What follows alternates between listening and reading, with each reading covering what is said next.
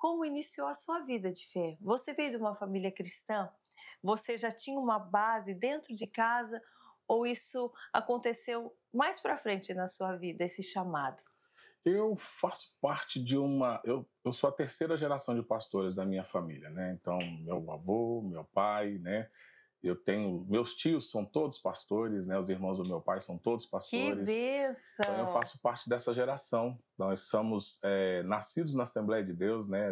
A nossa origem de evangelho, ele vem na Assembleia de Deus. Então, durante a minha adolescência, esse foi o meu núcleo de desenvolvimento de Uau! fé, né, onde o evangelho foi apresentado para mim, por meio da minha família, e nós crescemos nesse ambiente de fé. Pastor, pequenininho, na sua infância, já havia um chamado específico, alguém da família ou profetas que diziam: olha, esse menino ainda vai ser um pastor, um pregador da palavra, ou já havia algum do ministério já sendo plantado na sua vida, um desejo dos seus pais? Eu, engraçado que eu sempre falei muito, né? Já Então, era sempre comunicativo. falei muito, né? Então, diagnosticado com uma hiperatividade, então uma inquietação, eu sempre falei demais. E no meio do meu núcleo de relacionamento, família, amigos, eu sempre fui responsável por estar conduzindo os diálogos, apresentando o trabalho. Sim. Normalmente, se precisasse falar alguma coisa, ficava sempre na minha conta fazer esse tipo de situação, de apresentação. Então, eu sempre meio que exerci uma liderança natural no Uhum, núcleo sim. e sempre fui colocado para fazer as apresentações. Na igreja, por exemplo, quando eu tinha que fazer alguma coisa, era eu que falava, eu que lia, eu que apresentava os momentos nos jograis, né, que você tinha que fazer Uhum. os anúncios das coisas. E desde lá eu sempre tive essa posição de estar falando, de estar na frente. E minha mãe sempre dizia, né, que certamente eu encontraria lugares, estaria em lugares falando de coisas de Deus, né? Então minha mãe Sim. sempre foi essa intercessora que orava por mim e almejava que esse dia ia chegar. E graças a Deus Sim. chegou, né? E você? Você, apesar de já ter essas habilidades de comunicação, de ser um porta-voz, de ser um líder ali, você, na sua cabeça, você passava essa ideia de se tornar um pregador ou você almejava alguma outra profissão? Não, não, assim, eu experimentei muitas coisas no que diz respeito, né? Minha primeira área de formação, inclusive, foi contabilidade. Eu experimentei a área de recursos humanos, então eu sempre trabalhei muito ligado a pessoas. Minha esposa é engraçado que ela conhecia uma irmã, né, daquelas famosas irmãs de oração, e ela falava assim: olha, seu marido é um pastor, né? E eu sempre brincava com ela: para de andar com essas mulheres, eu não consigo enxergar isso na minha É, vida, não não imaginava? vejo isso como um propósito para mim, né? Então eu tenho outras funções, outras coisas para fazer, mas eu não consigo me ver dentro de igreja Uhum. e cuidando, ainda mais cuidando de gente, né? E não é só falar, é Sim, cuidar de sim, sim. pessoas. Mas eu fui surpreendido, de certa forma, eu fui surpreendido quando o ministério começou a se desenhar no meu processo, né? Eu acho que quando eu participei da Assembleia de Deus no início, tinha muita, na igreja que eu fazia parte, na cidade de Planaltina, no Distrito Federal, é uma igreja pequena, uma comunidade pequena, e tinha muita carência de pessoas para fazer as coisas, né? Uhum, Então, mas eu jamais me enxergava como um pastor, ou pelo menos, eu nem me via nem como um pregador, né? Quem uhum. dirá pastor. Por conta da responsabilidade ou por conta de você ver na sua família, né, eh, talvez batalhas espirituais que eles enfrentavam, ou a responsabilidade de cuidar de um povo, das dores de um povo, a falta de tempo talvez com a família, o que que te fazia talvez falar: "Ah não, isso não é para mim"?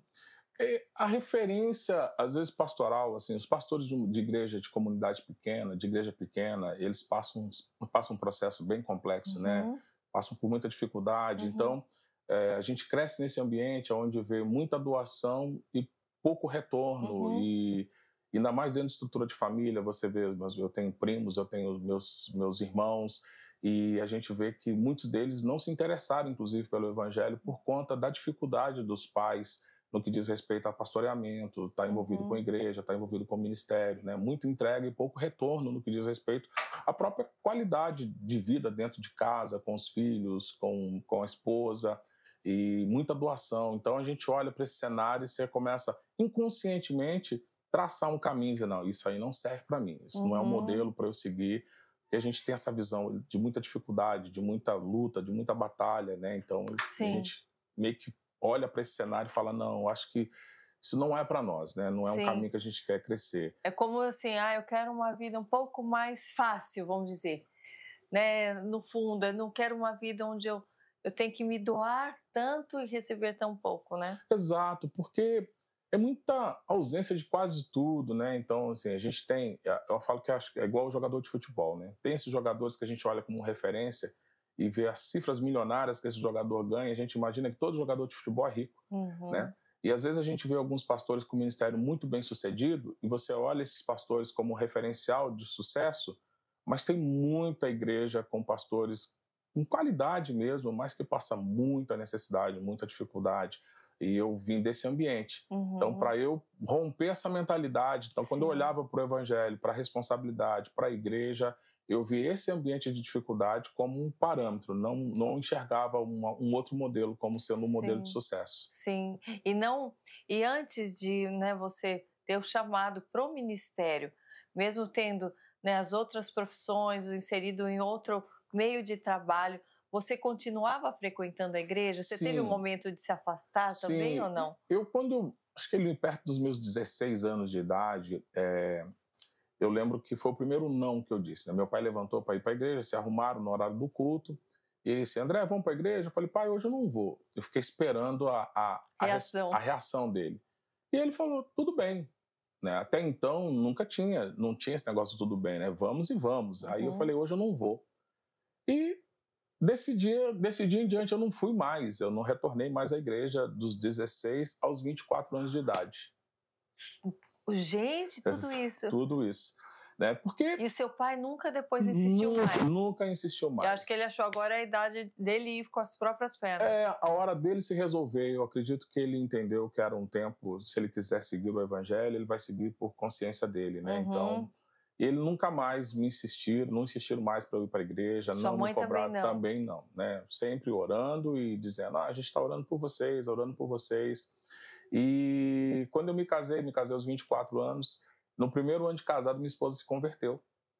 E aí eu tinha a missão de levá-la para o culto. Mas é engraçado que eu levava ela na igreja e não entrava. Só deixava ela Só lá? Deixava, né? Ela falava assim, vamos para o culto hoje? Eu falava, não quero. Aí eu pegava, colocava, a gente ia no carro, levava ela na igreja, marcava o horário de retorno e voltava para buscá-la. Eu fazia isso todo domingo, fiz isso durante um ano inteiro, sem entrar dentro da igreja. Por quê? Por que você acha que tinha uma pressão ali para que você não retornasse? O que te afastava ali depois, já estando casado, sabendo da conversão dela? Eu fui estabelecendo alguns conceitos equivocados de igreja, essa mentalidade de igreja. O conceito que eu tinha estabelecido como igreja não era algo que eu queria viver para mim, né? Não era uma coisa que me atraía, que me agradava. Mas é interessante porque a sabedoria da minha esposa foi fundamental para isso. Todo domingo ela repetia a mesma rotina. Ela separava uma roupa, deixava em cima da cama e falava, se você quiser ir comigo, a sua roupa está separada. E eu falava para ela, não vou, hoje eu não vou. Aí um dia eu falei assim, por que não ir? Né? Ela me chamou e falou, hoje eu vou com você. Aí eu fui para a igreja com ela nesse dia. Mas foi uma experiência traumática, né? Sim. E eu cheguei na igreja e a igreja ela tem aquele costume de dar oportunidade para as pessoas, né? E eu fui na igreja, quando eu cheguei lá, minha esposa falou, meu marido veio aqui hoje e tal. E o pastor falou assim, o esposo da irmã Marcele está na igreja, vamos dar ele uma oportunidade para dar uma saudação? Eu falei, não, ele não fez isso comigo. Meu Deus! Porque ela sempre disse para ele que, apesar de eu não estar na igreja, eu era um crente, né? Eu era um crente, que eu de família de pastores, então ele tinha esse conceito de que eu tinha capacidade de falar na igreja. E eu fui lá para frente, mas assim, não lembrava de absolutamente nada. E eu fiquei pensando o que fazer, né? Eu só agradeci a oportunidade, eu lembro como se fosse hoje. Olha, quero agradecer, muito obrigado, pastor. Olha, obrigado por vocês me receberem aqui. E saí. Aí eu falei para minha esposa, olha, eu nunca mais venho nesse lugar.